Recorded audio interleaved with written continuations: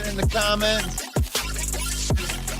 We are at 500 subscribers on our YouTube channel, and it feels good, right? What's going on, ladies and gentlemen? Welcome one, welcome all to NFC North Talk with your host, Russell Wayne. That is me. We are streaming live into Detroit Lions news. Detroit Lions, Villain Squad, Mike the Bear fan, Bill the Packer fan, and into our YouTube channel, which we just hit 500 subscribers. Thank you so much for actually watching that from the YouTube channel, because the experience in the chat is a little bit better in there. I'm going to bring in my compadre, the Emmy-nominated main event Mike is in the house. Hey. Right there he is. All right. Crackerjack Emmy winner. That's right. Main event Mike is here, and we're here to talk some football here on this September 20th, 2023. And NFC North is a very injured division. Main event Mike, how are you feeling? What is this, a quasi Howard Cosell that we got going on here? I don't know what that is. I'm great, Russ. Thank you so much. New Football age. Talk with Russell Wayne. I'm so glad to be here.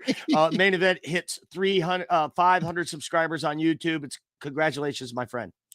Oh, it felt good. That's why I'm doing bad impressions this morning.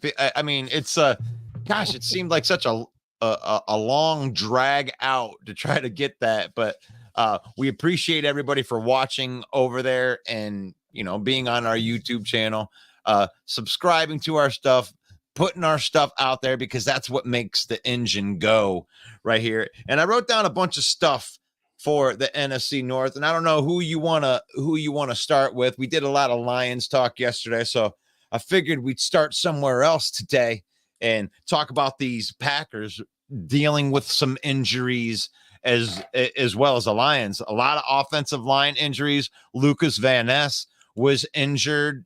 His elbow is injured. I was looking for a status update. Can't find anything on that. So it seems like a lot of the teams in the North are dealing with the injury bug. Yeah, the front seven on defense, they seem like they're pretty deep there. They've got depth. They can probably overcome these injuries here. But in the secondary, one injury to that secondary, and they're about sitting where the Lions are right now with CJ being gone. So. Yeah. And even with that, I saw some stuff that's out there, and I know there's a lot of negative media out there, and that's my job, is to bring the counterpoint, because there are some Lion fans that are out there. This is why we had depth in the first place. This is why the Packers have depth, and they know who their players are. Tracy Walker is going to step into this role. Brian Branch is going to get an expanded role. This is why you have the depth. Tracy was a starter last year. This isn't some bum, some replacement level player. This is a starter in this league, been a starter, proven guy that's going to go in and replace CJ. But for the Packers offensive line, they're scrambling right now with Elgin Jenkins to miss multiple weeks now. This is a Pro Bowl left guard that they're losing for a couple weeks right there, on top of Bakhtiari being kind of questionable. We don't really know if he's going to be playing against New Orleans. So that's a 2-0 New Orleans team that Green Bay is going up against this week. Yeah, but who have they beat? Well, okay. I mean, that's fine. That's a good New Orleans defense. That's kind of what they've been for the last They're a few good years. team. They're a good team. I'll give you that. I just don't like Derek Carr. You're Can't not a give him any Derek, love. Can't give him any love. not a Derek Carr fan. Let me see what we got in here in the comments, if we have anybody. I know that Robert's in there with a go Pack go, at least. Let me jump in here, because there it is. I was looking for it. Robert, good morning, bitches. FYT, go Pack go. 8 more days until we smash the Lions, man. Hey, Robert, have you subscribed to our YouTube channel? Oh, you could be 501, Robert, and then all of this trolling you do, we'd be a lot more gracious about it. Until then, yep. It's not Monday night. We'll give him a pass today. We gotta give him. So, hey, you know what? This Quay Walker thing, I went back and looked at some of the highlights, some of the plays, because when you see 17 tackles in the box score, it makes me wonder What, was he falling on somebody or getting a tackle there? No, they were really good plays. And this kid is emerging. I gotta have to eat some crow. I mean, on draft day, I thought he was a reach. His draft grade was lower than where they picked him.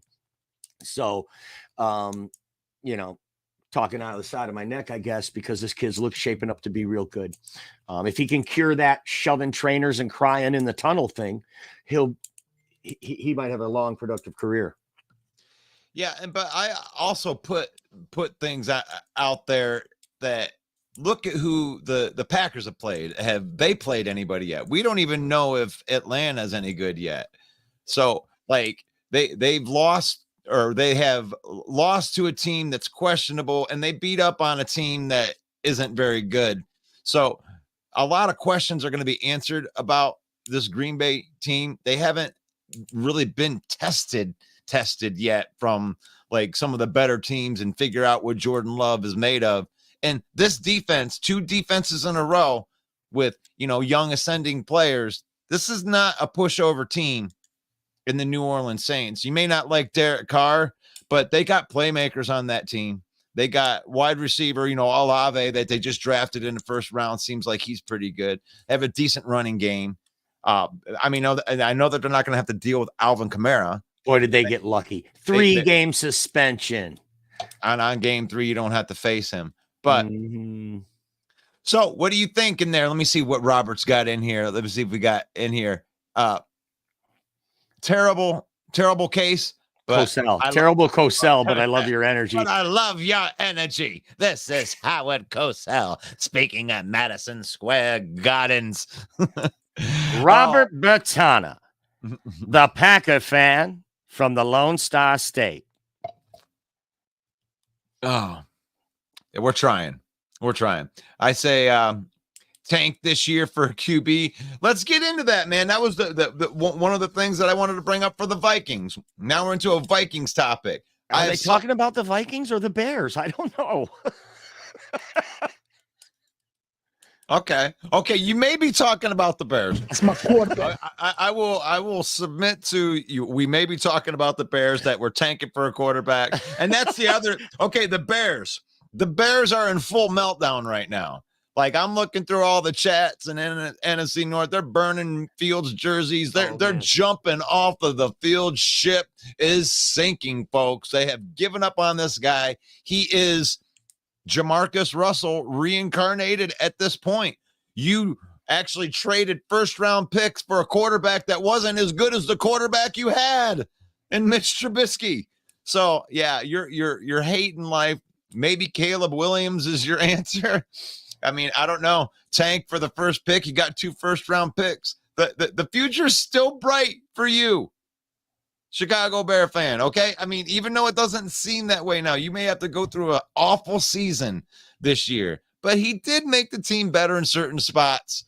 So, gosh, I'm trying. You're so right, though. The Bears fan base is in full meltdown mode right now. They're finally, all of the 2 years of you're a quarterback, can't throw the ball, he can't read a defense. They're finally like, okay, maybe you guys are right. And they're starting to give in. And then there's still that fringe. It's like, no, he's still got so much potential, because he does. He's an incredible athlete. No one can deny it. He's the slipperiest guy in the pocket I've ever seen. Yeah, so tanking for a QB. Greg Rice, what up, Russ? Oh, did I not? You know what? I thought I sent Greg. I'm gonna be sure. Take over for a second, Mike. Let me go send Greg. I will, but the comment says, "What up, Russ?" and that's not a question mark. So, what up, Greg Rice, the West Coast Stat Master? So, if you are a Bears fan, put it in the comments, please. Are you ready to give up on this team? Should you tank, get a quarterback? Are you in the Caleb Williams sweepstakes? Is that what's happening here? What do you do then with Justin Fields? You'd have him for 2 more years, right? And he could do nothing. You would have complete control of him. He could be your backup quarterback. And, maybe a wildcat thing, a weapon until his contract runs out. And then maybe he's a good piece of trade bait. Maybe there's someone else out there that, thinks Justin Fields has value for their team and could offer you something in return. If you're a Bear fan, put it in the comments. We want to know, where do you stand after 2 weeks of the NFL season? Are you in meltdown mode, or is it Not hitting the panic button yet? Tell me, because you're getting run out right now. I mean, do you notice anything about that picture? Were you laughing about the picture that I threw up? A little bit. Right. Why were you laughing? Because I hope that you saw it, right? Who is the best quarterback in the North, man? I'm gonna go with Kirk Cousins. Okay, I'm gonna go with Kirk Cousins. But the thing that I wanted to everyone to notice about there is there's only 3 quarterbacks in that picture. I didn't even put Fields into the consideration for the best QB in the North. We go ahead. Oh, it's subliminal. I get what you're saying. I didn't even notice that he wasn't in there. And nobody else did either, because he wasn't ever in consideration. So let's look at it one more time, just so we can laugh the best at quarterback in the NFC North, and they do see Amon-Ra St. Brown. Yeah, I think that it's I think it's really close, because we're looking at where is that one? I gotta find this. Well, look, Russ, he was 16 of 29, 211 yards, 1 touchdown, 2 interceptions, a quarterback rating of 61.1. His per throw yard average is only 7.3. They got DJ Moore had over 100 yards. He's at least putting the ball in his playmaker's hands on a dink and a dunk and then a short pass. Right. It's all right there in the numbers. And I can't really blame the play callers, because what are you going to do? You're kind of hamstrung. And he still turns the ball over 2 times. Then he fumbles. He only had 3 rushing yards. So his best asset, he wasn't even using. Right. It doesn't seem to be getting better. There doesn't seem to be any progression, which is what Bears fans and we have talked about for the last 2 years. No progression from Justin Fields. What do you think of that, West Coast Statmaster Greg Rice? As he pops in. What's up, gentlemen? Hope everyone's having a good morning. In terms of Justin Fields, you guys, I am willing to give him to the halfway point of the season. You guys know how I feel. No complete games. The guy's sloppy at handling the ball. It's all bad all the way around. We've all seen the clip of him missing that wide open receiver right there in the red zone versus the Bucks. Like, just simple plays, man. And you guys are right. The majority of Bears fans at this point, after the last 2 games, are pretty much done. I knew they were going to start turning on him after the Packers game. To lose in the fashion in the way they did the Bucks, though, what do you do at this point? Yeah, and they got truck sticked by the Packers in week 1. Yeah, and that was pathetic. That was pathetic. I was so I thought Poles had that team. I really thought that team could compete for second place in this division. And I really do think it is a 2-dog race between the Lions and the Packers going forward, because I don't see it with Minnesota. Honestly, I saw the rumors. I actually put it as a question that should Minnesota be shopping Kirk Cousins right now in the last year of his deal, with them being 0-2 and them, not a lot of 0-2 teams have success going through the playoffs. And even if they do win games with their offense, that defense is not a championship caliber defense. They have no chance of championship aspirations. Kirk Cousins to the Jets? I like it. He's on an expiring contract. Why not? What do you think of that, Russ? Yeah.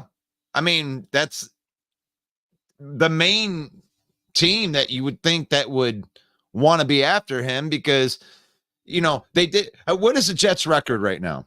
1-1. So they're 1-1 right now, and they did it without without Aaron Rodgers and things. So I would think that if somehow they could go to 2-1 or something like that to bet on another quarterback in there, you got to be all in for the season. You really do, don't you, Greg? If you're the Jets. Yeah, let's be real here, you guys. How are you going to put a Kirk Cousins and Aaron Rodgers contract under one team? I like it.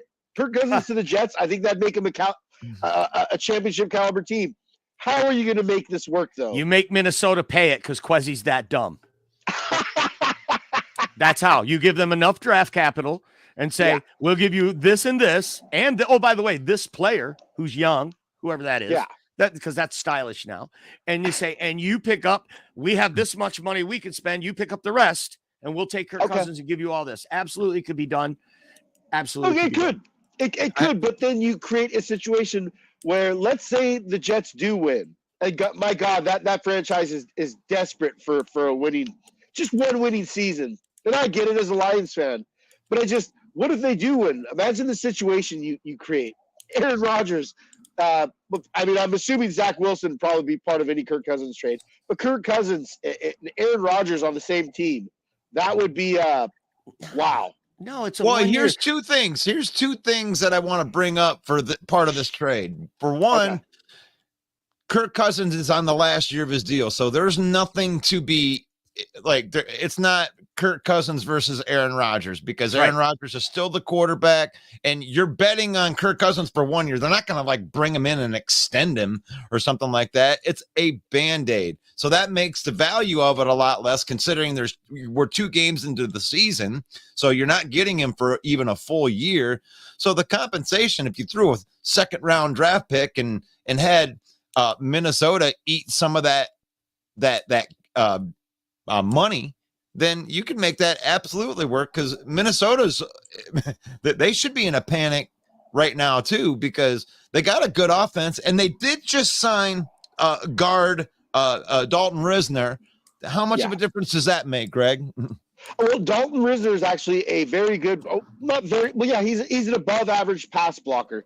And that is something that the interior of the Minnesota Vikings offense has really, really struggled with.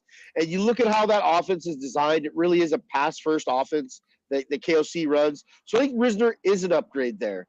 I think it's too soon to say any team's favored in the NFC North and to give up, even if they sit at 0-2. My biggest withdrawal from any sort of Cousins trade to the Jets is he's got to learn the playbook, you guys. I mean, we're already headed into week 3. Essentially, you'd have to really vanilla up that playbook. And then the way I look at, you're essentially giving up draft capital, throwing it all in this year for something that might not work in that division. You mean kind of like trading for Aaron Rodgers? Well, they did it in the offseason. Aaron Rodgers that's true. You mean like trading for TJ Hawkinson? Because you're making a push to go in because you know you have the team. All you need is a piece or two. All you need is a piece or two. And all the Jets need is a quarterback to be a serious Super Bowl contender. Absolutely. I agree. Okay, so if they were to do it, you guys, they would have to do it as soon as possible. This isn't something you could do at the trade deadline and bring him in halfway in the season and be like, look, man, you got like a week or 2 to learn this playbook for a playoff push. Yeah, if you're the Vikings, how can you do that though? How can you do that? Yeah, after he puts up 360 yards and 4 touchdowns, and I mean, how could you're telling your fan base we give up on this year? This year is a wash. But they're doing that anyway, aren't they, Mike? No, I mean, they're going out and competing. They're in the game at the end to win it.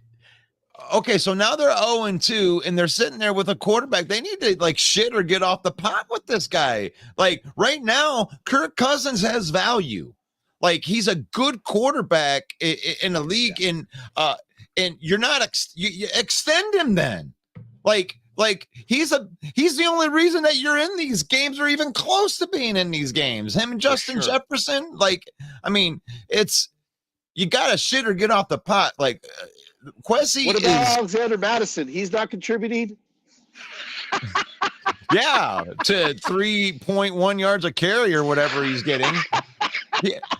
No, I mean, they got to shit or get off the pot with this guy because, you know, he's a good quarterback. He's still got value. And you're just going to let him walk out the door and go into free agency without getting anything from him? You'd get nothing. Yeah. Gosh, it almost seems like, you know, what we've seen so many times with Lions players, like what, just letting Sue. Just letting him walk out the door, not even making him the contract. I mean, I don't know if he just kept turning him down or whatever, but that's the type of stuff that the Lions did when they were failing, you know, like. Well, Russ, when it comes to the Sue situation, I'll put this out here. A lot of Detroit, Ndamukong Suh never wanted to be a Detroit Lion. He held out all during camp, got himself a mega contract. I give Sue his credit. He honored his contract. We did pick up his 5th year. He did stay with the team. There was no sort of issue. He just never wanted to be a Detroit Lion. And I know that hurts a lot of Lions fans to hear that. but it simply is the truth. I look at it, it was a blessing having him here, even some of his questionable flags, penalties, and plays. Yeah, you're But he never kinder wanted than to be I here. am. You're kinder than I am, brother. He never wanted to be here. You hit it right on the nose, and that causes disdain from me. You know what? Give it a chance. We drafted your sorry ass. Why don't you try to make the most of it? Try to become a winner here. Yeah, the Lions stunk. Okay, we stunk all these years. And now you don't. I mean, come on. His sister tweeted like the day he got here. Man, won't be long. We'll be out of here. Yeah. But, I mean, come on. well, that conversation turned. Babe, that was an awful example by me. Gosh, you used a different example, but the comparison comes from a point of you got two guys that are on the last year of their contracts, and you're not doing anything. You're sitting on your hands. Minnesota Vikings. We sat on our hands. Now, maybe it was Ndamukong Suh and you never wanted to be here. All that's true. But in this case, you got a good guy. I mean, there's nothing going to hurt if you extend the guy by a couple of years and give your fan base some like stability when it comes to that. You're thinking 2 tight ends and a wide receiver with no quarterback is going to give your fan base any kind of hope? I mean, come on, guys. Right, absolutely. I mean, Russ, Mike, Russ, you guys can attribute to this. So look, the trend is now, you guys, is to get a new upstarting rookie on a rookie contract, save yourself some money, and allow yourself to build a team around that in that window. I think that's exactly what the Vikings are doing. I think any quarterback coming out of next year's quarterback class, which I look at as a great quarterback class. The Pac-12's got some absolute hitters. You got Drake May, obviously Caleb Williams. There's a lot of talent in next year's quarterback class. I look at next year's quarterback classes, possibly one of the best we have seen in a long time, you guys. Still a lot of college football to play, but I think any quarterback stepping into Minnesota situation next year, it's a player's paradise. They got a lot of weapons over there. I like Jordan Addison. You got T.J. Hawkinson. I have the feeling they're going to get something done. Justin Jefferson's going to make a record deal. They got 2 bookend tackles. They got some things to clean up on defense. I think they have the right coordinator in place. I like the Minnesota Vikings just letting Kirk Cousins walk. Like, hey, best of luck to you. Let's see what you can give us this year. Let give us some good highlights to show what quarterback can come in. And look, this is what you have to play with. Right. I think Justin Jefferson has a better arm than Fields, says Sarah. Sarah, it is so good to see you in the comments representing the Minnesota Vikings in there. And I appreciate all the Bear fans right here. He wasn't a receiver. It was a running with a seam route. Yeah, but he seems to have missed. Okay, that's Bear Down Mike right there. But I appreciate you being in there. As a Bear fan, representing your team, I NFC North talk here with Russell White. I brought this this A-Dub because this brings up an interesting question here that I'd like you guys to answer. But now, this is A-Dub. A-Dub always has good, insightful, make you think about it comments right here. I felt that the Bears would ruin Fields based on the coaching and scheme. So the question to you two is, and I'll start with main event Mike on this, is if Fields was in a way better scheme, do you think he could be a better quarterback? I don't know what scheme doesn't involve throwing the ball. So I would say no. It's my quarterback. If there's a scheme where you hand it off to Derrick Henry every time, yeah, he could thrive in that. Could he run the victory formation? Would he thrive in San Francisco? Maybe. Kyle Shanahan would find a way using personnel to scheme him. So I think both answers are right. I mean, it's such a deep question to think about. I mean, on the surface, I can see both sides. So the Bears are going to give up on him next year, and he's going to go to another team. Greg Rice, when he goes to that other team, do you think he has a chance to be successful in a different offense? Absolutely not. I think at this point, at this point with Justin Fields, what you see is what you get. I think he could be a good gimmick player somewhere. Mike alluded to it. Unless you're under Shanahan or Doug Peterson, I just don't see any sort of scenario where this guy thrives. Maybe he's a little bit more consistent. You get a little bit more RPO action involved with him, but I just don't see it at this point. Like I said, I'm still giving him 6 games to show something. But the fact that I haven't got a complete game from this young man yet, He's my friend Mike Racing told me he's like 28 games into his career.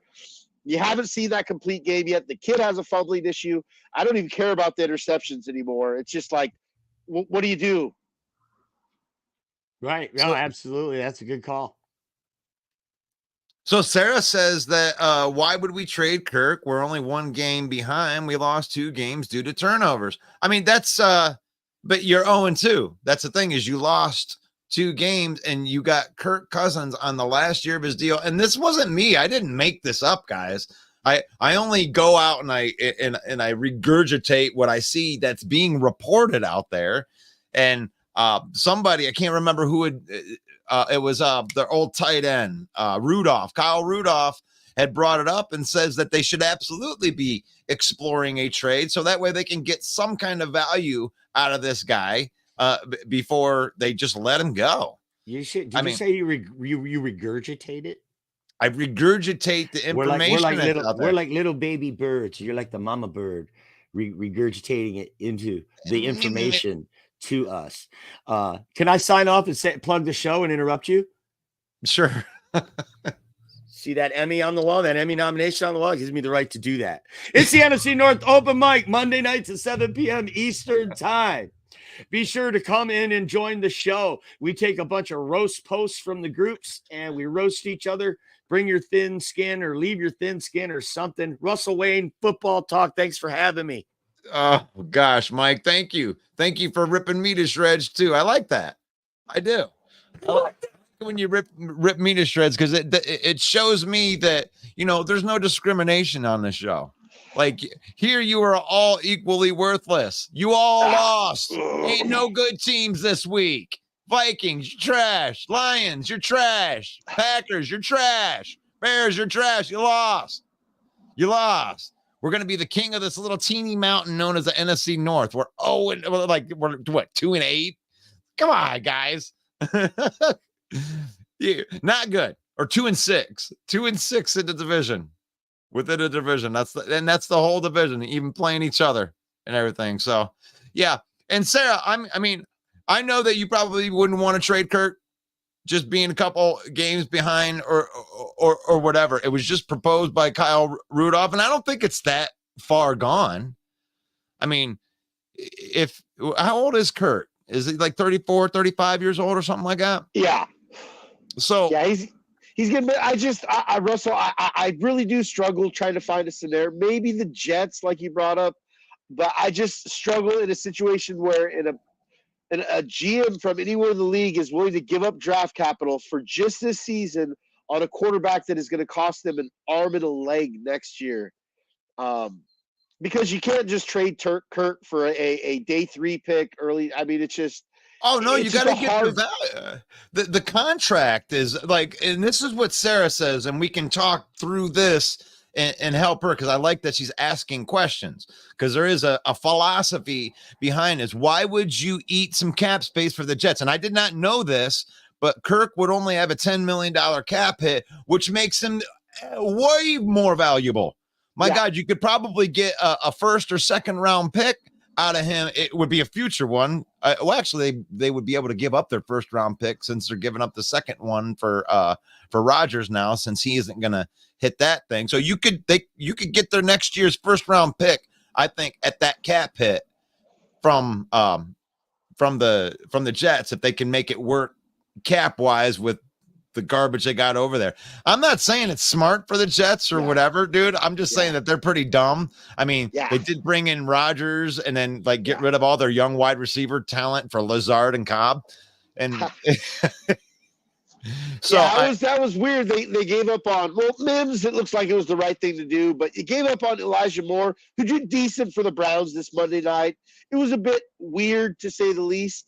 But my next question to that, I guess, Russ, would be, what do you tell Justin Jefferson and this receiver core? Justin Jefferson on a contract year if you dump Kurt, and just kind of like, hey guys, we're giving up on the season. I think you'd absolutely have to be consulted, Right. I don't think it's going to happen like this week or anything like that. But I thought it was interesting that Kyle Rudolph brought it up, because it does bring an interesting dialogue that's out there. What is the threshold? I mean, because here you are. This is a big game for you Viking fans. You gotta go face the 0-2 Chargers, who are in the exact same position that you guys are, in a way harder conference. They need the game even more than you guys if they want to expect. They expect big things out of Justin Herbert out there. And it's LA Chargers, isn't it? I'm sorry. But they got a great team out there. They just drafted a badass wide receiver in the first round. Yeah.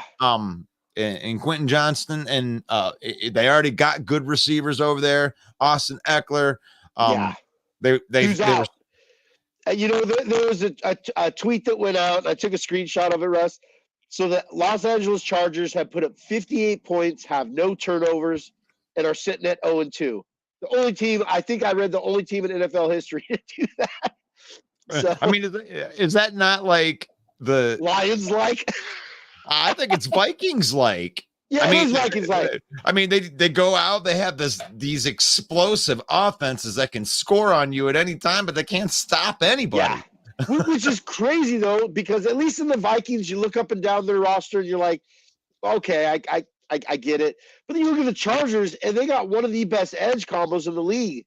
And, Russ, I seen a highlight of the Chargers, and it made me shake my head, man.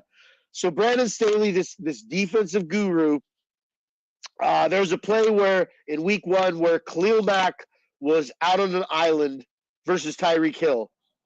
It was the biggest mismatch I'd ever seen. Khalil Mack is on the sideline, looking at the sideline, like calling for help. Play snaps, and it's Khalil Mack one-on-one versus Tyreek Hill. And a matchup you absolutely do not want to see. And I just don't know what to say about the Chargers. I think the Vikings actually have a chance. I'm just not sold. I think the Vikings are a worse team than the Chargers. I'm not sold on Brandon Staley as a coach. I think last year's playoffs and the year before that was an absolute travesty. Why he's still around, I don't know.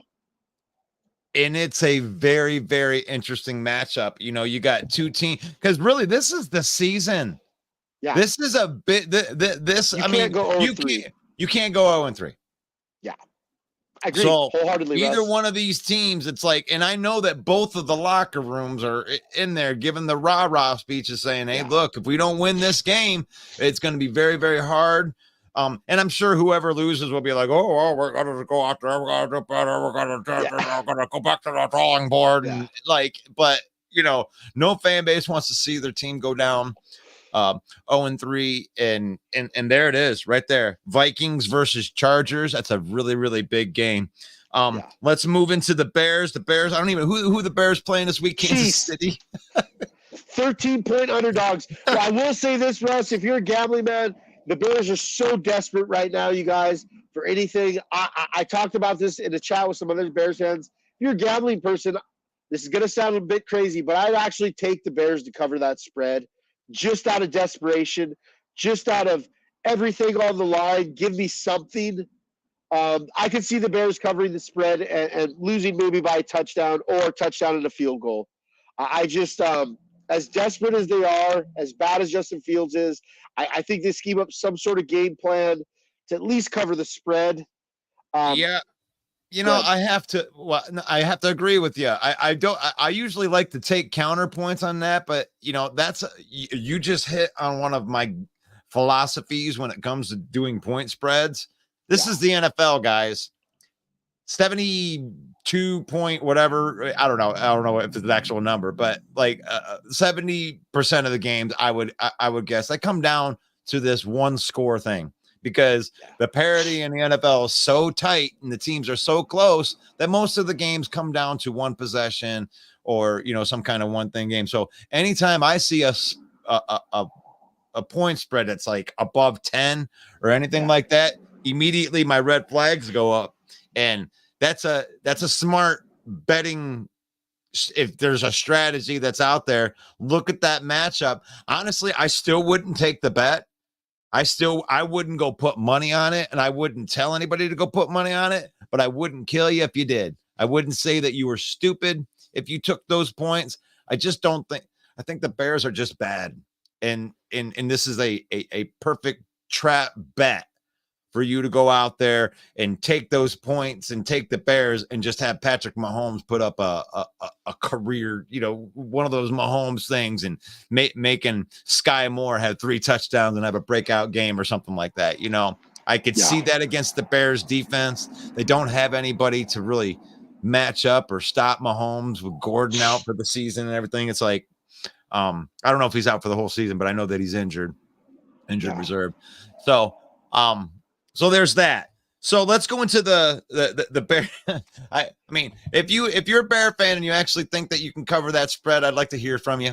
I'd like you to put that in there. I got 16 people on the YouTube right now, and I got 9 likes on there. So if you're watching right now, and I know you can hear the words that are coming out of my mouth, can you please just hit that like button on the video that you're watching right now? It doesn't take any effort, and it really helps us out a lot. We appreciate that. Thank you so much for doing that. Juan says, it won't be long till we're out here, accent and everything. What's that mean? I don't know. I don't know what that means. I don't know. Mickey, Robert, I love your posts, and I always enjoy going through them in my free time. I am sorry I am invading your privacy, but I would love to be your friend.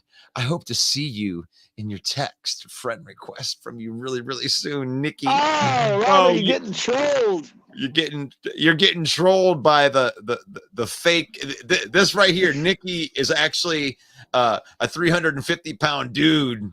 So that put up a profile picture that's trying to get you to subscribe to Nikki's trying to get a date right here. Yeah, so I'll read it. Let me reread this in the way that it probably actually sounds in reality. Hey, Robert. Honestly, I love your posts. I've been going through them in my free time. I'm sorry I'm invading all your space, and I'd love to be your friend, buddy. Come on, Robert. I just want to see it. I want to see you, Robert. You and I could be dating friends. Oh, Sarah, we're getting a rookie QB. Only way to pay the upcoming contracts is to pay a free agent and make them run. So actually, you're making my point right there, Sarah. Yeah. I mean, think about the scenario right there. And I'm not trolling you right here. I'm actually trying to help your franchise out right here. I mean, you're thinking Madden, you're thinking of the future. Well, you just paid a tight end and you're going to pay a wide receiver. So you do need a quarterback that's on a rookie contract. So why not get a first or second round pick out of your 35-year-old quarterback? Aaron Rodgers, you waited too long to make that trade, and do it at the right time when the value is the highest. And that way you have extra picks on top of your picks, and maybe you have a shot at getting one of these top tier quarterbacks out of next year's draft. I ain't trying to troll you. I'm actually trying to help you, Sarah. And maybe I'm dumb. Maybe I'm just a stupid guy that is just making dumb trade proposals. A rookie quarterback would be able to thrive in our offense. They'll have plenty of weapons to throw to. And I agree with that. But I do not undersell the fact that this man right here, all the way to the right, Kirk Cousins is the best quarterback in this division. Okay? Agreed. Like, I'm not even going to. I love Jared Goff. I think Jared Goff is playing out of his mind. He's playing better football than he ever has in his career, and he's playing it right here with the Detroit Lions. Kirk Cousins, a better quarterback. Yeah, I'd agree with that. I can't deny Kirk, it. He's getting smashed every play, and I cringe at the fact of having to think of Jared Goff play with that interior O-line that the Vikings have. We all know Jared Goff is not very mobile. He runs like a wounded giraffe. And trying to think of him trying to, find some pass blocking protection from Ingram, Ezra Cleveland, and whoever their backup center is just not very cool. Gosh, this caption looks so good right here. I like it's just fun. 0-4 week 2 NFC North. Who stunk the worst? That's what we're talking about today is who stunk the worst. Let me see what else I have in my notes. Actually, I didn't even put Lion my line notes in here, and really, I just wanted to talk about the lack of pass rush. That's the big talk. I got to talk about the negative part. I'm sorry, guys, you lost. I got to talk about the negative. Where's the pass rush? Yeah. Aiden Hutchinson's our best pass rusher with 0 sacks, and he actually is our best pass rusher. Yeah. By PFF, by all the standards, Yeah. the guy's getting close, but not getting it done. He needs to get it done as an elite pass rusher, the guy that we brought in to be our elite pass rusher, and he needs help. It's the guys that are on the bottom that are killing that deal for the Lions, because he needs somebody else to be a threat, to merge. Because I was watching this video on how they're using these different blocking schemes with 2 people to chip him off and keep him off. They're using 2 people constantly on him. Yeah. They need another player to make them pay for that. Like, you're getting one-on-ones. You're getting one-on-ones, Romeo Okwara. You're getting one-on-ones, Aleem McNeil, Levi Onwuzurike. You're getting one-on-ones. You need to be able to get home with your one-on-ones and force them to block you. And when they do that, that's when Aiden Hutchinson will feast, because you can't have him be one-on-one. Yeah. So I agree, Russ. To Aaron Glenn's defense, in the second half on one of the Seahawks drives, I think it was becoming abundantly clear that we just weren't getting consistent pressure, much less any sacks, on a very, very patchworked up Seahawks. So on one drive, actually, you saw 2 corner blitzes and a linebacker blitz from Aaron Glenn's defense, and it still couldn't hit home. Did get our sack with Alex Anzalone. Rushing a linebacker, though, in a 4-2-5 setting, not always a good idea. It happened to work on that 12 play. seconds. I mean, that you can't. That you want to talk about a coverage sack? He ran backwards for 20 yards, and then I mean, that was almost like a freak accident sack. I can't even count that sack. I have to be hard on my team. I know. When they and Russ, I'm right there too. And when I'm in game mode, man, I watch for things like this. That second half, Aiden Hutchinson saw a lot of one-on-one looks, and Pete Carroll took that chance with a backup tackle. And it worked, essentially. Now, we all know about the hold at the end. Definitely a hold. But it's married to each other, you guys. And I explain this. So when it comes down to it, we need our defensive line to perform better to help our superstar, and we need our superstar to help our mid to good to whatever you want to call it talent, make them better. It's a relationship, and I see it in Las Vegas. They don't have a very good front seven. In fact, I question if it's even good as ours, as bad as ours is performing right now. But Max Crosby makes that front seven better. Right. And you look at how he performed last week. He didn't have any sacks. He did generate some pressures, but he showed up in the stat line with 6 tackles and an assist and got – so it's just I need to see that from Hutch, and that's the last time I'm going to say anything about it. I hope the kid comes out and kills it. Rush, you remember last year when I called Hutch out after he put up just 3 stinking games, but it was his rookie season, and he came out and he started putting some good games together. So I'm hoping for something similar to that. I want to see this kid succeed. Things did get tougher, though, with Chauncey Gardner-Johnson out, man. He was our vocal leader on that defense. Now, people have to emerge to help make up for that. Yeah, but there is a form of excitement when you're talking next man up, when there's actually some next men up that are pretty good. A lot of people were wondering what they were going to do with Tracy Walker because they brought in Brian Branch and he was so good. So this is really, you're looking at the defense that was here last year in there with an added Brian Branch. So if the Lions would have not signed Chauncey Gardner and they would have just had Sutton and still had their off season, the Lions still would have been touted as having a good off season. The Chauncey Gardner signing was actually a cherry on top where I was like, holy shit, these guys could be a contender with that. I don't know if that takes them out of contendership, but it is next man up. And I'm not going to fault the Lions defensive line for not getting at an offensive line that is coached by Pete Carroll. And Pete Carroll last year had an offense that scored on every single possession and didn't, or maybe No, it was every single possession. They didn't punt. They didn't punt, but we did create a turnover in that game. Yeah, I don't want to. we did. I remember that. But they didn't allow them one punt. Like they didn't get them to punt one time. Now in this game, the Lions were up 14-7 at halftime. Yeah. The defense was obviously a better unit than it was last year. This is a good Seattle team, guys. This is a deep Seattle team where, you know what they said last week when they lost their right and left tackle? You know what they were preaching in the next man up. And that's what we got to do. We're going to be missing some pieces this week, and we just lost the game, and we don't want to go to 1-2 and then have to go to Lambeau. You want to lose 2 home games in a row? Yeah. And then go to Lambeau? Then this game, Russ, you touched on it yesterday, and I did some thinking. And this really is a must win for our Detroit Lions, because if we go 1-2 and then we head off to Lambeau, you can still say we're in divisional play, but how high will we rank in the conference? And are we still at 1-3? Are we still favored to take the division? I do not want to see another Lions playoff game on the road. I'd like to get us with a home game. I think that's a decent expectation. I'll just leave it at that.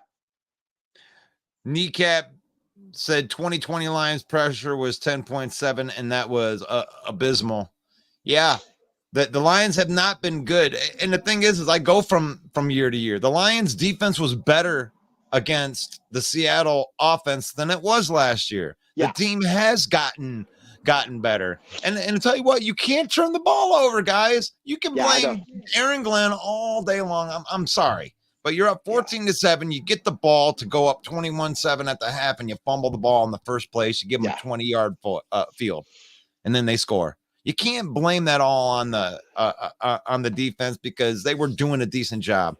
You could have been up 21-7 if that offense would have went down the field, because their defense isn't very good. I don't think that they did very much against us. And if they would have went up 21-7, the complexity of the game changes, entire dynamic. Completely, the dynamic. Yeah, and I think Gino to throw, no more handout. We don't have to respect the run as much. Right. We can get in dime packages with, at that time, 3 very good safeties. Yep. So, and you can attack with your pass rushers. They didn't get to a point where they could attack with their pass rushers in this game. They were playing with, backpedaling from the entire second half. They went down by 10. I'm actually more proud of this Lions team than I am hurting on them. Good job, Pete Carroll, for coaching to our weaknesses, for scheming ways to get the ball into people that were going up against Jerry Jacobs, because all 3 of those wide receivers were better than Jerry Jacobs. So that he exploited that matchup. And then when Vitae went out, he immediately attacked and got a couple sacks on that drive. Yeah. But after that, the backup offensive linemen were fine. They were fine. They drove down the field. They went back. They scored a touchdown, scored a field goal, tied the game. So I'm proud of the Lions. I'm proud of Jared Goff mostly. Yeah. For coming through. I'm proud of Sam Laporta coming through. Yeah. And those moments at the end of the game are more. All the moments are important, but the crunch time moments, the guys that can function at a high level during the high pressure moments, like Jared Goff, like Sam Laporta, those are the guys that you want on your team. Now I'm going to shift. And you know what, Russ, I do want to give a shout out, because I've seen a couple Lions fans kind of about Montgomery. Look, Montgomery is our first running back to, I think it was in 2 opening games, get at least 65 yards and a touchdown on each game. So the fumble was key, and it did affect the game drastically. But David Montgomery's doing pretty damn good, you guys. If you see him, he hits that hole hard. He just keeps moving forward. I think we still haven't upgraded him over Jamal Williams. So, you guys, it's not all doom and gloom. I think our offense is performing great. Russ did bring up the point that our offense did put us in a bad couple situations. I'm not as high on our defense as Russell is, but I love our offense, and we'll see how we do against the Falcons, man. It's a good matchup for us. It really is. Now, I wanted to mention this because I don't want Bear Down Mike to think that I would skip over it. Justin Fields has more passing yards than Jalen Hurts and Joe Burrow. Okay. And Okay. I'll give Bear Down Mike that. So my counter to that, Bear Down Mike, would be how is it CJ Stroud playing 2 games in the NFL already has more 300-yard passing games than Justin Fields? And I'm not even going to push against it. I mean, is Justin Fields awesome? I mean, is that what you're saying? Are you trying to make a case for Justin Fields? I mean, I would love to hear it. I mean, because he has more passing yards, he also has more turnovers than anybody. You can't turn the ball over, man. And so my counter to that is you look at what Joe Burrow and Jalen Hurts have accomplished. This is no offense, Bear Down Mike, but this comes to the point where we're starting to cherry pick things. You look at Joe Burrow's resume, and granted he hasn't won it all, but you look at Joe Burrow's resume, and you look at Jalen Hurts' resume, and you're essentially taking a stat out to fit a narrative. And this is the same thing, and I'll call out one of our players, Aiden Hutchinson. This is the same graphic that went up about the pressures, how he's right there with Jalen Carter and Micah Parsons with pressures. Hutch doesn't have any sacks. Micah Parsons is looking like an absolute animal. Another Defensive Player of the Year award right up his way. Jalen Carter has taken this league by storm. So if we're going to cherry pick stats, let's at least keep it a little real. And on that note, Aiden Hutchinson was Defensive Player runner-up. We can't expect big things from him. And it's no offense, Mike. I'm not trying to pick on you, but I said let's look at the entire picture. Yeah, and I'm willing to be realistic. I mean, if you want to say that he deserves to be in this picture with the best QBs in the North, I think that's nonsense. And I think it's 100% nonsense. 100% nonsense. You can't it's frustration, Russ, and I get it. As a Lions fan, they're 0-2. Shit sucks right now. But let's not start trying to create narratives of this is feeding back in that thing that loading up. Low MVP season loading. God, we got Bears fans. They're mad, man. They're triggered. They're triggers. Just passing yards. That's okay. And there you go. Greg's calling you out on that, Bear Down Mike. I mean, it's that. I mean, you want to make the case? Here we go. It's 11:56. Why not? Here we go. I got a couple of minutes here before I got to send my kid to ABA. And and I like being I like being able to talk football with you. I'll open up the channel. I don't do this all the time, but this is usually a main event Mike thing. Are they coming to get you? Should I worry? I mean, you're gonna need to.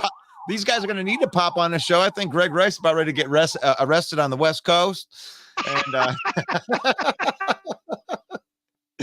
oh, it's good stuff, man. I haven't been able to keep up with all these comments on here, so that's why I wanted to open it up. Oh, Jeremy Ballrick is the first one to come. Welcome to the show, Jeremy Ballrick. Hello.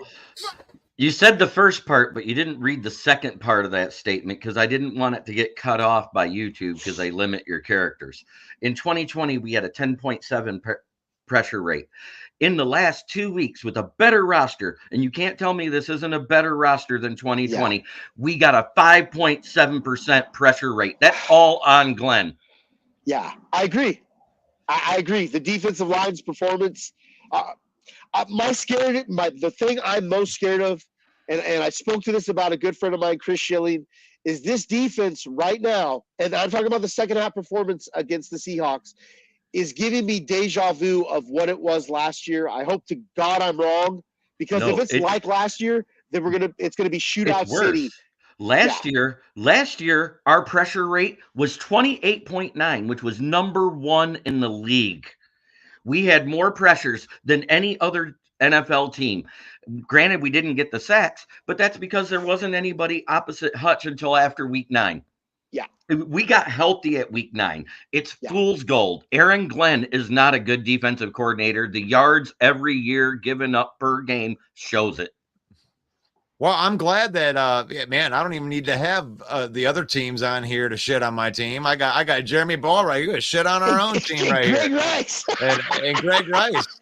Like, and here's the thing is my job is to counter energy when it comes to it. And you guys could be right. I mean, this could be fool's gold all over again. But I did point out something earlier. If you're not just comparing years to years, if you're comparing games to games, the they were up 14-7 at halftime, and you turn the ball over.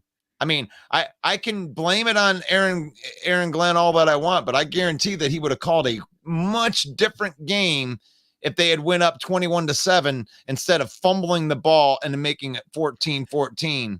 So, but we also didn't call a different game in the beginning of the game than we did versus the Chiefs. We made Geno Smith look like Pat Mahomes.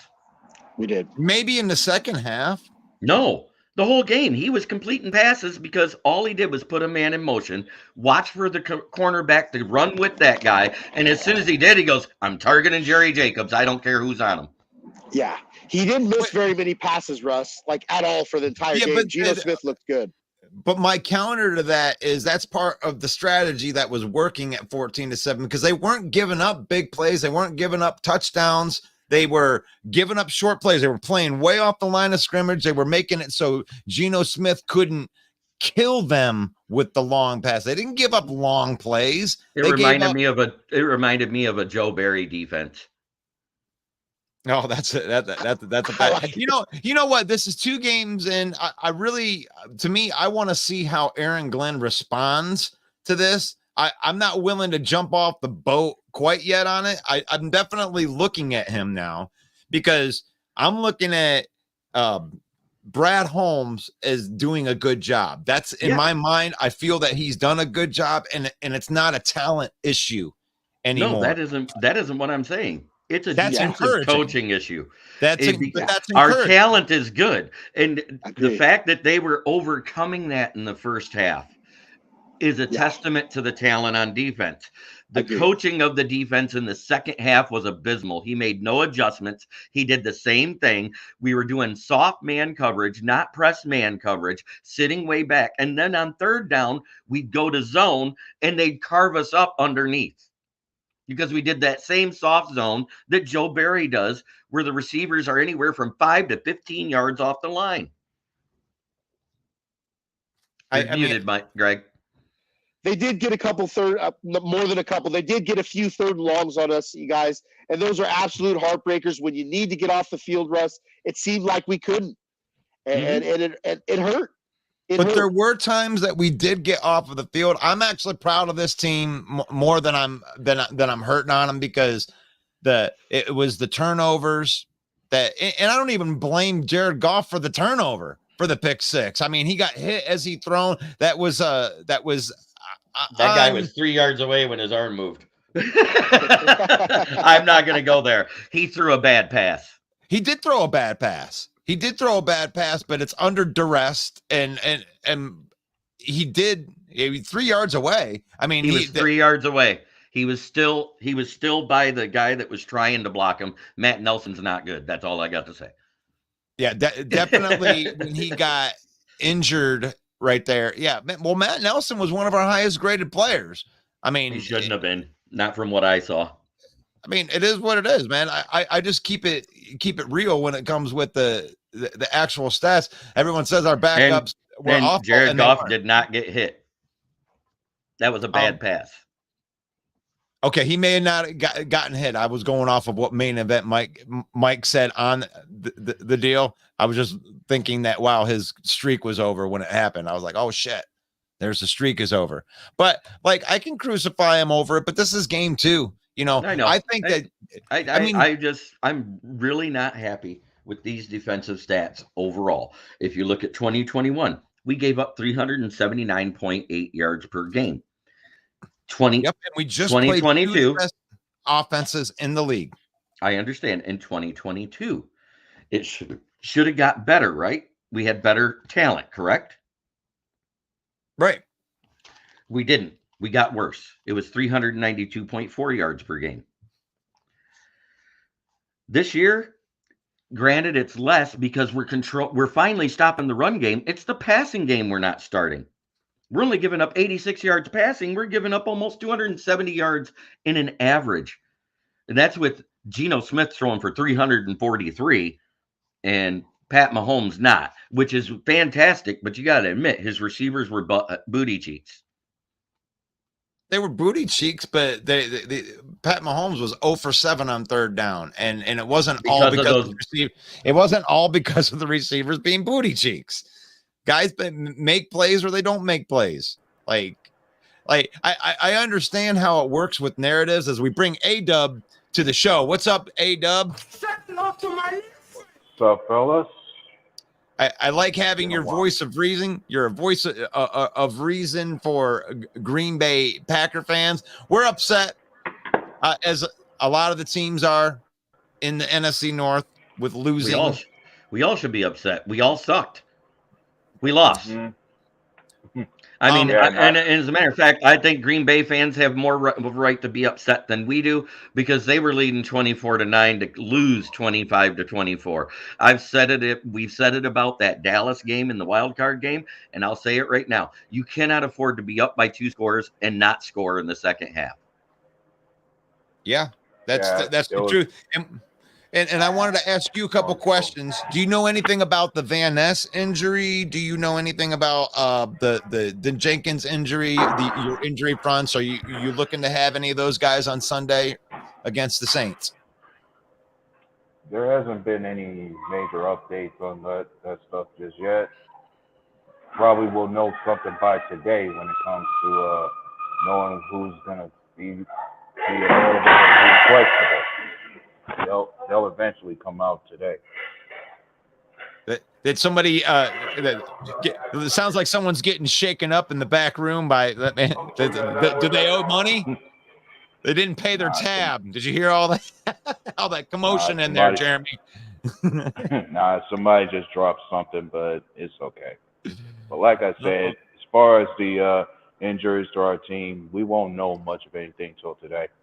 They should come out sometime this afternoon. So how confident are you feeling with your team going into playing the 2-0 Saints? Might be fool's gold with those guys, but they are 2-0. Yeah, it could be because you never know what your game record like. Good as the record shows, but some are not. Like you can never, like they always say, you don't be fooled by a team's current record because not every 2-0 team is as good as the record says. Oh, for sure. This is the NFL where the parity is good, where 70% of the games are 1-score games, and we pretend like it's a banner sometimes. Oh yeah, we only lost 1-score games. Well, everybody loses 1-score games. Shut up. Like, come on. Well, but then when I look at the Saints team, I just wouldn't take much of anything for granted. Like their receivers, Chris Olave and Michael Thomas, can pose a problem. But like Main Event Mike say, I don't have no trust in Derek Carr as a QB. I've seen what he did with his time away from that team when he was with the Raiders, and it wasn't all that great. He even had his chances to shine even with his old teammate Devontae Adams over there, and even that wasn't working well to his favor. Well, we'll have to see that. It's like there's a team right there, and I'll give that to you, Jeremy Ballrick. We got the NFC. Was that the East that has the Tampa Bay and the South, or the South? They got 3 2-0 teams and 1 0-2 team. Isn't that crazy? Like nobody would ever called that at the beginning of the season. They're playing like the NFC East did last year. Everybody said they'd be garbage, and they got an attitude, and they're coming out and smacking people in the mouth. That's what I see. Right, yeah. Right. And that Pete Carroll team that came in here, like I said, I blame the loss of the Lions on Pete Carroll, and I'm giving more credit to Pete Carroll than I would take shots at anybody that's on our team. That was a good game. That was a good game, but I'm offensively, it was a great game. Defensively, I'm unimpressed. That's all I got to say. Right. And and to me, I'm unimpressed with turnovers. I hate untimely turnovers, and you turn the ball. Untimely turnovers, but the offense overcame the turnovers. The defense couldn't stop them in the second half. You can say what you want. If you're at the 50 or after, and you got to drive the field to score, we should be able to get a stop, right? Well, they did. They got stopped. They came in the back. First half. We got 3 punts in the first half. Not much, because the one stop enough to come back from 10 points down and tie the football game. We actually stopped them on the one drive in the second half, but CJGJ got full of himself, decided to push Kenneth Walker down, and extended that to a touchdown. Right.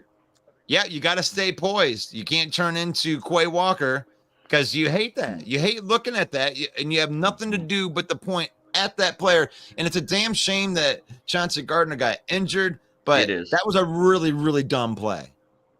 It was super rookie, full of himself type of play to me. When you get full of yourself and you just got that adrenaline going and you make a rookie mistake, that's what that looked like. So I want to ask you, Jeremy, that how do you think, because the Lions have a lot of injuries too, and you can go through them one by one. How do you think that we are going to Band-Aid this depth-wise? Well, number one, we got to stop healthy scratching certain players who might be better than who's been playing on the roster. We traded up to get Broderick Martin. He hasn't played one snap in the regular season yet. Is he a project player? Probably. But we need him to get snaps to be able to develop. You're not going to get snaps riding the pine watching the game. The other one, Isaiah Buggs. He's a space eater. He takes up blockers. The other thing I notice is we're not stunting the defensive tackles, which takes up 2 or 3 interior O-linemen every time, which would put our DNs, if you're only going to rush 4, in a better advantage because they can only block with 1 tackle instead of their whole interior O-line too.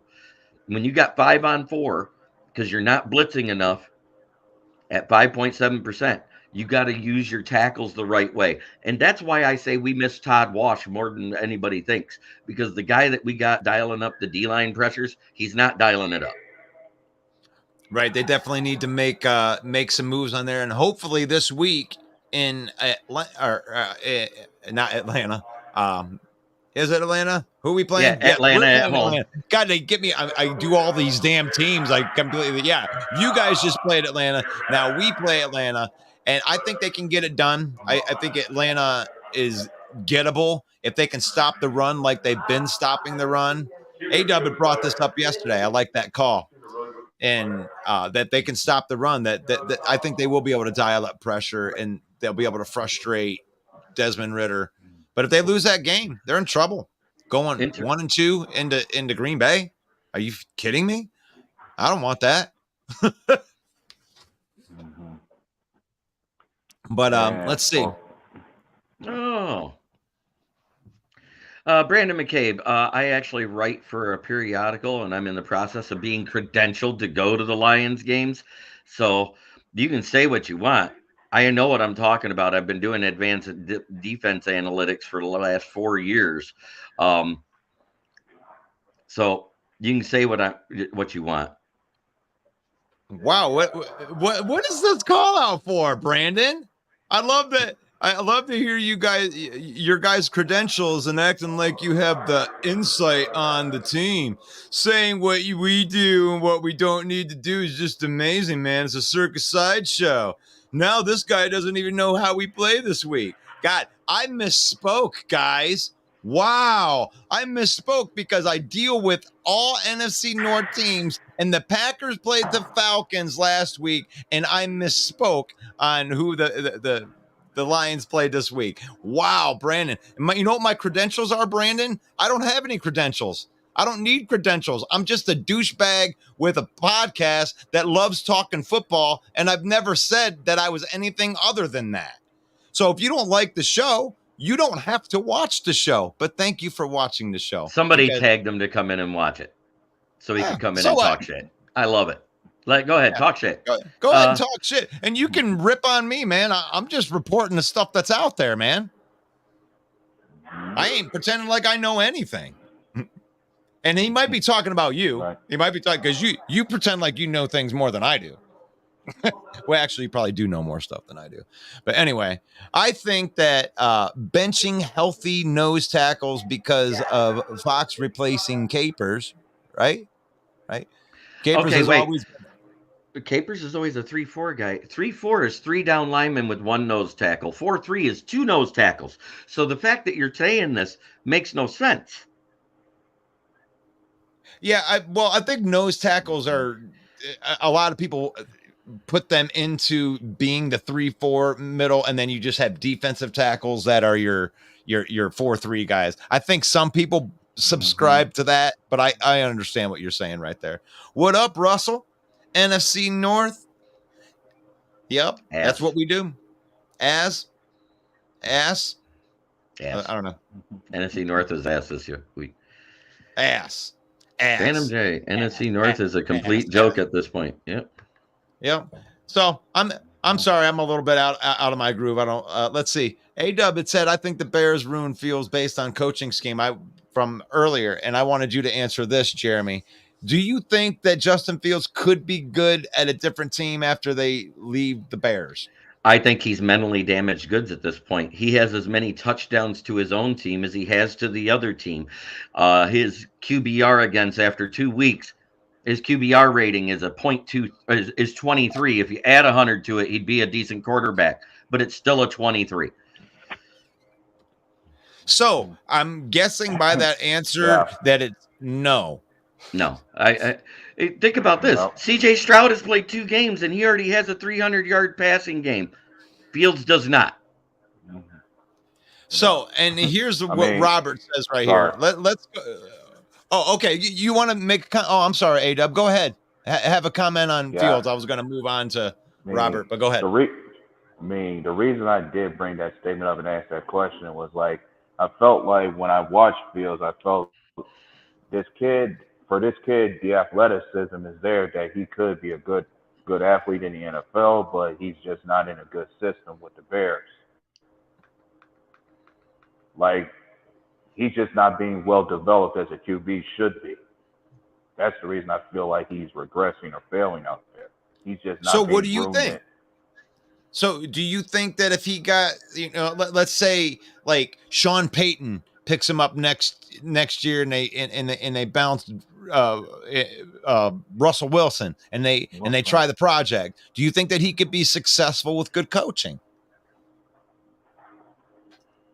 Maybe he could, maybe he couldn't, because I'm thinking you guys might have been on point with what you said about his ability and where his mentality is right now. It's like he's definitely damaged at this point. Right, man. I wanted you to go out. I wanted you to go out on a limb, damn it. But I'd say that it's too much. I think that we've seen what we've seen from him, and we know who he is, and that's what he's going to be everywhere. I don't think he's going to be anything more than a gadget player for the rest of his life because he can't throw the ball. Robert said, no doubt that Cousins is a top quarterback. He has the talent to work with a wide receiver and tight end. Love is doing it with a bunch of second-year guys and much less talent, wide receiver and tight end. You tell me. Go, Pack, go. So Robert is coming out and saying that Love is the best quarterback. I think I'm reading between the lines in the NFC North. What do you feel about that, A-Dub? Could there be an argument for Love to have proven himself to be that good this year? Maybe. He is right about one thing. Love has been performing with a bunch of young kids out there. And currently he has been leading the league in 2 different categories, which is QBR rating as well as touchdown passes. But I'm not pushing so hard to say that Love is up there yet. I'm giving this, I have my case to where I'm looking at this team like it's all about progression and evaluating. I'm letting Jordan Love take time to grow and develop before I judge him properly to where if he's on the level of Kirk Cousins and Jared Goff, I let his play speak for itself to where he'll be there. And you would like that. I mean, being on that level, those numbers are impressive for all 3 of the quarterbacks. That very good quarterback play in the NFC North. When you look at it, you can't really complain about your quarterbacks. I think that Kirk Cousins is the best quarterback, but I think Goff is, right there. You can make an argument for Goff in 3, 2, 1. Go ahead, Jeremy. Well, let's see. There's been 2 Thursday night primetime games with the NFC North quarterbacks. One won, one didn't. So I could put Goff over Cousins. And I like that. You like that? I think it's my quarterback. That's a great call for calling that, but I don't want to call myself the homer all the time because I give I'm just saying, in prime time, I'm taking Goff over Cousins. In regular games, I'm taking Cousins over Goff because he does have that little bit better of a passer rating, QBR, whatever you want to go by. Right. That metric is always just a little bit better for Cousins in regular season I'll games. be in there. And when I look at what I want out of my quarterback, if you ask me who I wanted 5 years from now, it's definitely Goff. Because Goff is about ready to be 28 years old. He's in the middle of his prime. He's playing the best football of his career. And Kirk Cousins, even though I think he's a little bit better as of right now, he's 35 years old. I mean, Like my Kool-Aid cup. You got your Kool-Aid? You got any Jim Beam in there? I'm gonna need it if we lose again. Oh gosh. You said something about Atlanta, and I want to bring something up that I noticed in the Packers game. When he ran to the left, he averaged 2.3 yards per carry. Who was on that side? That was when Quay Walker was at linebacker, which is why he led the team in tackles. On the other side, he got 5.2 yards per carry, which is the side where Rashawn Gary is, who's more of a pass rush specialist and not a great run stopper. Am I wrong, A-Dub? You're not wrong. Okay. And usually that's also where supposedly we had I think another rookie that was over there, maybe Carl Brooks or even Kobe Wooden. They lined up on that left side as well. Right. So Quay Walker led with 17 tackles for a reason. Granted, 7 of them was from behind when Behan did get break free and got pass containment and moves well in space. But at the same time, he was held in check on the left side way more than the right, is what I'm getting at. So it also bodes to the fact that their left tackle is not as good as their right tackle. Their interior O-line is good. Their right tackle's great. Their left tackle's not. Mm-hmm. You could say that, but like that team itself is built for running the football more so than passing. Right. And so far this season through 2 games, we've got a good to great run defense. We haven't given up 100 yards yet. Mm-hmm. And that's what I like about the Aaron Glenn defense. It's like I do want to see them get more pass rush. There's no doubt in my mind, but last year when they couldn't stop the run, it was more frustrating than anything that you can like have on defense. You could have the best pass rushers and every third play they're getting a sack or whatever, but if you're not stopping the run, teams just fucking gash you and beat you. Like, and to know that they are stopping the run, and these are 2 pretty good rushing games with Pachenko and Kenneth Walker and Zach Charbonnet and company. So, and we're going up against an equally good one this week in Bashan Robinson and Tyler Algier. Algier. Yep. Thank you for helping me. Yeah. So it's not the way it's spelled. It almost looks wrong. It looks like it should be more French, more Algier than Algier, but it is Algier. That being said, Desmond Ridder so far has only thrown 1 interception at home games, which is why he's 5-0 at home in the NFL. But he's lost all his away games. Why? Because he averages 2 interceptions per game to 1 touchdown.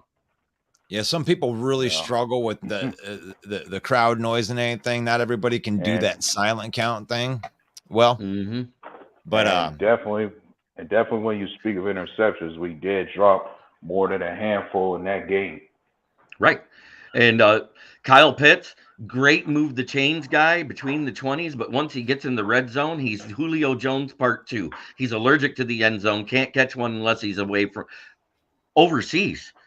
That's the only touchdown he's caught in his career, was in London last year. Oh, Detroit Daniel says, shout out to Russ and Mike for the content, bringing us the heat every single day. And yeah, we have no credentials. Maybe I should make that as part of my promo. We are credentialless. We don't get to go to the games. We're just a bunch of knuckleheads with a podcast, and we love being able to talk football. This whole thing started with actually the And We Know Sports guys with which I have Sir Slap Nasty's going to be here tomorrow on the program from And We Know Sports. And we started just talking to each other in the morning on the telephone, every day for 10 years, just hour long. And I always I was like, man, we should turn on a recorder. We should turn on a recorder and we should record these conversations and everything. So this year decided to turn on the recorder every single day. Was just every Monday for the open mics. And that's always fun. 7 p.m. Eastern with the host, Main Event Mike, doing that thing. Let me get that promo up there. Look at that. Look at that promo. Main Event Mike. Every week. The King of Sting. Come in there. Talk trash a little bit. And then every morning we're doing this NFC North talk with me, the host, Russell Wayne. Jeremy is in here probably 4 or 5 times a week, giving some stats. And quotable quote of the day from Jeff Risdon, who is very close to the Lions and does very good work online, who is a credentialed press media guy that at every presser just said it's getting perilously close to time for Campbell to make another tough but necessary decision. This time on his defensive coordinator and longtime colleague, Aaron Glenn, on whether he should go or not. Yeah, but you think that does extend into this week. I mean, they're going to let. Oh, yeah, they're going to let him play. And I think that the defense is going to make a stride this week because, the very first week, Seattle, they got gut punched. I think that they got hit with a little dose of reality in a division game where they got punched in the mouth by the Rams. So they had their gut check all week and they were fired up. And the Lions came off a big win. They had 10 days to think that they were king shit at Turd Island. They were there. You know what I'm saying? Like they were like, yeah, we are the real deal. We're starting to buy. I mean, I'm sure a couple of the guys went into that and they went up against a team that didn't want to go to 0-2. You don't want to go to 0-2 in this league. It's very hard. Yeah. Go ahead, A-Dub. I'm about to say we know the feeling too because as week 1 goes, that week was all about us having to show that we were far better than what anyone gave us credit for, especially when it came to how much noise Bear fans were making about being so improved this season with all the money they spend on that team to improve it. They chirping. They were chirping, A-Dub. Yeah, they came real hard at us to say that we were going to be the bottom feeders this year. How about this one? And they was going and eventually Fields was going to be our new owner, but apparently Green Bay proved them wrong in that game. And then after the game's over, you got this guy here's the decision. Oh my God. Admit Jordan Love might be good or that he did it against the trash team. What do I say? We say that what a great game to start Jordan Love era against that trash defense. It was perfect time for him. I mean, it's almost like getting an extra preseason game where you knew that you could just run the score up, I mean, it's really too bad that it didn't work out for the Bears. They're out of all the teams, I would say that they're the team right now that the Bears, that they're jumping off of the wagon.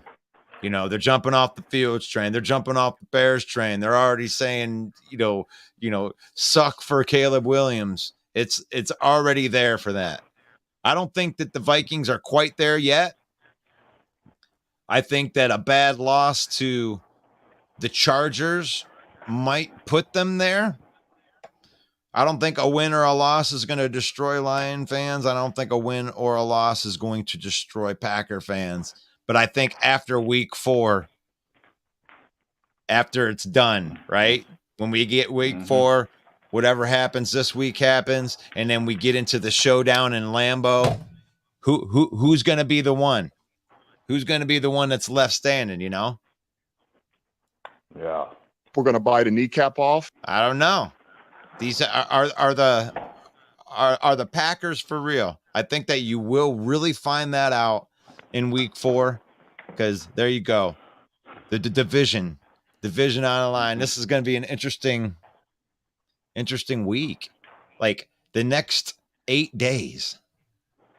This is crazy when you think about how much our worlds are going to change. And even if you're a Pack or a Bear or Viking fan, these next 8 days, as far as the NFC North goes, this is prime time. This is prime meat. This is so big. So big. What's it going to be going into week 5? So I do have an update for you. A doctor came out and said Chubb was released from the hospital, which means it was just a total knee dislocation. If there was any nerve or arterial damage like everybody suspected, he wouldn't have went home. He'd have been getting his leg amputated right then. So it is not as bad as everybody made it out to be. There's a lot of people that started crying that he's going to lose his leg. He's not. More than likely his career is done, because that is the Willis McGahee of knee dislocations. Every single ligament in his knee was torn. ACL, PCL, MCL, and the meniscus. Wow. That's awful. That's beyond awful, because Nick Chubb, to me, was the best running back in the league, bar none. And there was he was. There's 3 right there. 3 right there. It was Nick Chubb, it was Josh Jacobs, and Derrick Henry. Those are the top 3. You can say what you want. You can bag on them all they want. But those are the 3 top running backs. As far as workhorse, bell cow, take every down backs, they were it. Yeah, I've been a Nick Chubb fan ever since they got him over there. And my whole family loves the Browns. And, I live vicariously through them every once in a while with good stuff. And there hasn't been very good stuff in Cleveland either. So Nick Chubb was a bright spot for the Cleveland franchise. And I believe that he's on the top of that list. He's been the most consistent running back over the last 10 years, just as a bell cow, or however they would use him. He changes the game out there, and it's a damn shame. It's a damn shame. I'm going to take this time and I want to thank everybody for watching. And I'm up against it right here. I want to give you an opportunity to go ahead and plug yourself, and then I'm going to sign out of here. All right. You can check me out on the SouthFloridaTribune.com, where I write for the Motor City Tribune, which is owned by them. You can also check me out on my channel, which is Kneecap Biting with the Detroit Lions. And anytime you want it, every time you wake up every day, try to be a better person you were the day before, because it's the only way to make the world a better place, unless you're talking shit about the other teams in your division. That is fantastic right there. That is what is up. So this has been NFC North Talk with Russell Wayne. I do this every single morning, especially on the weekdays at 11 a.m. Eastern. Sometimes I'll pop in on Saturdays, depending on what we got going on. But we also have NFC North, the Huddle. This is a private group. So on our Monday show, okay, I have to do it in this order first. How about this? So for our Monday show, which is NFC North Open Mic with Main Event Mike, what we have is the NFC North the Huddle. We grab our roast posts from this group here. So you can join NFC North the Huddle group if you got good roast posts, you want to rip on the other teams in a division. We pick the best ones from this, and then we have it highlighted at the beginning of the show as the roast posts of the week. We have a little bit of fun with it. So get your roast post noticed. Go out there, join our private group, join the conversation. And every single morning right here, NFC North Football Talk with Russell Wayne. And from Russell Wayne, God bless each and every one of you. May the Lord keep you. May the Lord shine his face upon you. Until we meet again tomorrow, peace and love.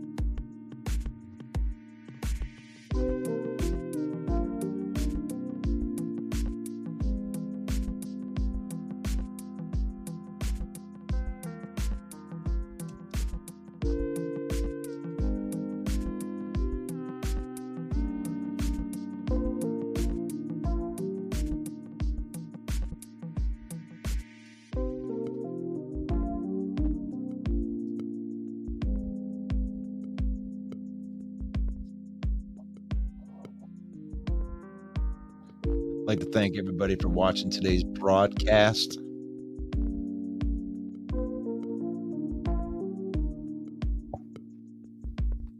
I threw the YouTube link into the comments. We appreciate it if you go over there,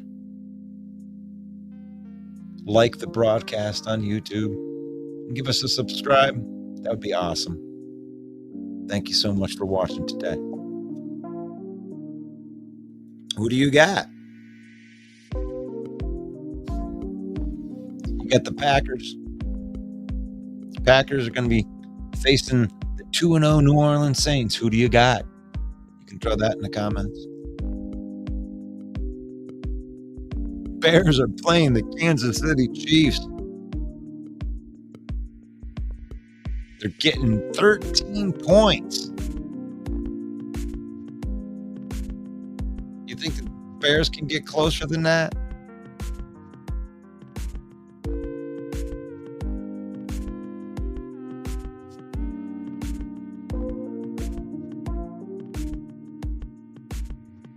Who's the best quarterback in the North? Notice I don't have Justin Fields on there. Why would I?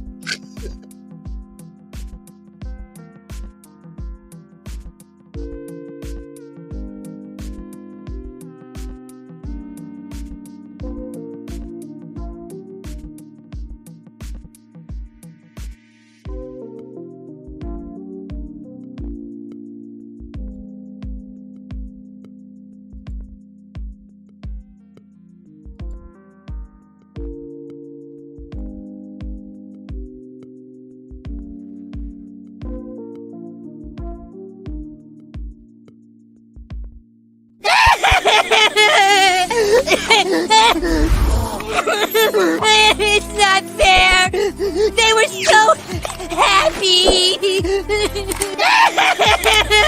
It's not gonna be okay. What's going on, Russell Wayne and the Main Event 365 Network? This is Jason Kabinda from the Detroit Lions. Here to give y'all a shout out, man. We appreciate all the support, man. Know you guys are big fans. Know that you guys are rooting for us to take the North this year, and we're going to do just that, man. Appreciate you guys so much. Just want to give y'all a shout out. Y'all have a great day.